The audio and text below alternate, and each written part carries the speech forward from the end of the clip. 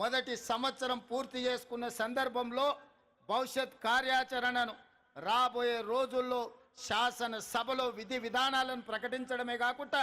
వీటి పట్ల చర్చ చేపట్టి తెలంగాణను అభివృద్ధి పదం వైపు నడిపించే బాధ్యత ఈరోజు మన ప్రభుత్వం తీసుకుంటుంది. అందుకే మిత్రులారా, తెలంగాణ ఉద్యమం సందర్భంగా సర్వం కోల్పోయి ఈరోజు తెలంగాణ ప్రభుత్వాల నిర్లక్ష్యానికి గుర్తింపుకు నోచుకోక ఇబ్బంది పడుతున్న కొంతమంది కవులను, కొంతమంది ప్రముఖులను ఈరోజు గుర్తించాలని,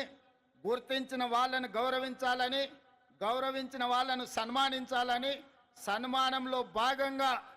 వాళ్ళను కొంత ఆర్థికంగా కూడా ఆదుకోవాలన్న ఆలోచన ఈ రాష్ట్ర ప్రభుత్వం చేసింది. అందుకే మీడియా మిత్రుల వేలాది మంది తెలంగాణ బిడ్డల సమక్షంలో ఈ తెలంగాణ కోసం సర్వం ఒడ్డి సర్వం కోల్పోయిన